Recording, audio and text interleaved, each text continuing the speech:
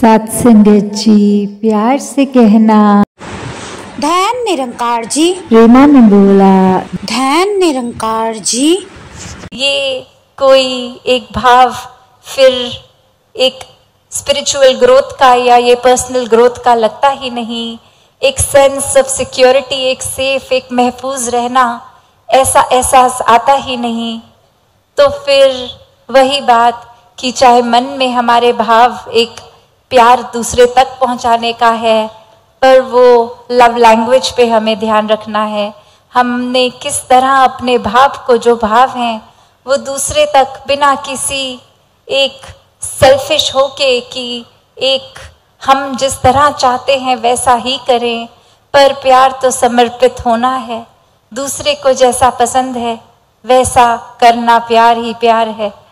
तो ऐसे ही भावों के संतों ने ये जी कर दिखाया कि ये हर एक के लिए अपने आप को एक दास भावना, ये मर मिट के भी देने वाले भाव कि एक अपना अहंकार, ईगो, एक मुझे जैसा पसंद है उसको छोड़कर एक क्या ज़रूरत है उस समय की, कैसा प्यार देना है।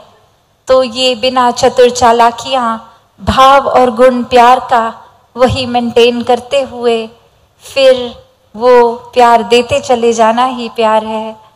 तो ऐसे भाव भी अक्सर जब रिश्तों में आ जाते हैं तो वही एक लगने लगता है कि अगर किसी के साथ प्यार है उसको डोमिनेट किया जाए, उससे अपनी हर जिद मनवाई जाए, एक अपने वो रूप प्यार का जो एक था कि प्यार तो देना था, वहीं अब प्यार की डेफिनेशन उस रिश्ते में रहकर ऐसी बना ली कि प्यार का मतलब प्यार रिसीव करके स्पेशल फील करना है। एक हर समय दूसरा इंसान हमारे ही मूड को ठीक करता रहे, हमारे लिए जो अपने आप वो करना चाहता है मन मार के करे।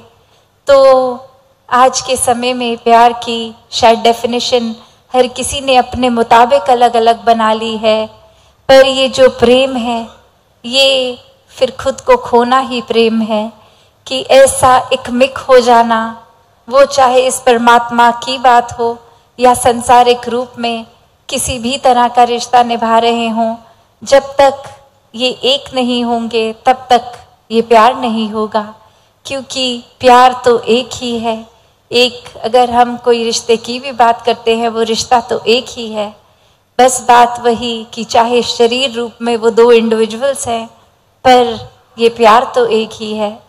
तो वही जब तक इस परमात्मा से एकमिक नहीं होंगे हम अपने आप की भी पहचान नहीं कर पाएंगे। इतनी मेहरबानी मेरे खुदा मुझ पर बनाए रखना, जो रास्ता सही हो उसी पर चलाए रखना, ना दुखे दिल किसी का मेरे अल्फाजों से, ये रहम तू बनाए रखना। आपसी संगत का, एक दूसरे से सहयोग, ये प्यार हमेशा और ही बढ़ता जाए। सत्संगत जी, धैन निरंकार जी। धैन निरंकार जी। एक इंसान बहुत ही परेशानी में था। उसके जीवन में कुछ भी अच्छा नहीं चल रहा था और उसके फैमिली वाले भी साथ नहीं दे रहे थे। वो जो बिजनेस कर रहा था वो भी डूब चुका था। कुल मिलाकर उसके जीवन में एक परेशानी ख़त्म नहीं होती, दूसरी खड़ी हो जाती। वो अपने जीवन से इतना परेशान हो गया कि अपने जीवन को ख़त्म करने चला। वो एक पहाड़ पर चढ़ गया। जब वो इंसान अपना जीवन खत्म करने के लिए पहाड़ पर पहुंचा तो वहां एक संत पहले से तपस्या कर रहे थे। संत ने सुनसान पहाड़ पर इंसान को देखा तो उनसे पूछने लगे, यहाँ तक कैसे पहुंचे तुम? तो इंसान ने अपनी सारी कहानी संत को सुनाई कि मैं बहुत ही परेशान हूँ, मेरी एक परेशानी खत्म नहीं होती कि दूसरी परेशानी शुरू हो जाती है। मैं अपने जीवन से बहुत ही तंग आ गया हूँ। मेरे अंदर जीवन जीने की इच्छा खत्म हो चुकी है।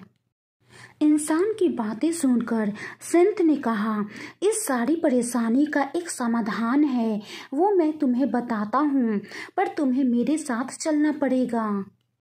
इंसान संत के साथ जाने के लिए तैयार हो गया। दोनों चलते चलते एक रेगिस्तान में पहुंचे। रेगिस्तान में एक ऊँटों का व्यापारी था जो ऊँटों के साथ रुका हुआ था। संत ने कहा, आज शाम हम यहीं पर रुकेंगे और यहीं पर आराम करेंगे और कल सुबह होते ही यहाँ से निकल जाएंगे। जैसे ही रात हुई तो संत ने उस इंसान को अपने पास बुलाया और इंसान से कहा, देखो ये व्यापारी बहुत ही बीमार है, मैं नहीं चाहता कि इसकी नींद खराब हो। तुम आज रात इन ऊँटों की देखभाल करो जब तक ये सो नहीं जाते। इन ऊँटों के सो जाने के बाद तुम भी सो जाना। इतना सा काम तुम्हें आज करना होगा। इंसान ने सोचा, चलो संत जी जब ये बात कह रहे हैं तो जरूर इसमें कोई बात छिपी होगी। इंसान ने कहा, ठीक है संत जी, मैं आज रात इन ऊँटों की देखभाल करूँगा जब तक ये ऊँट सो नहीं जाते और इनके सोने के बाद ही मैं सोऊंगा। रात पूरी बीत गई।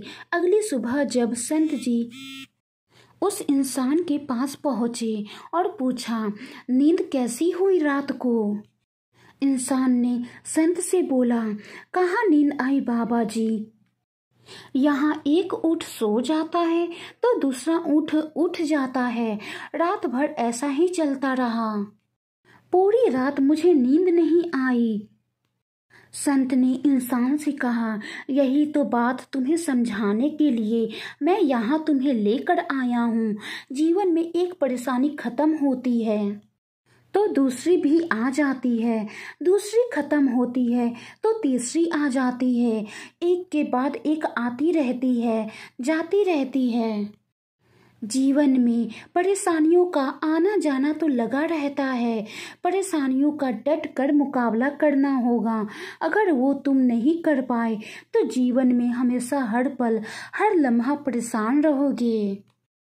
दोस्तों, हम सब एक परेशानी से निकलते हैं कि दूसरी परेशानी आ जाती है जो कि होती नहीं है, पर हम उसे परेशानी मान लेते हैं और दिन भर परेशान रहते हैं, उदास रहते हैं।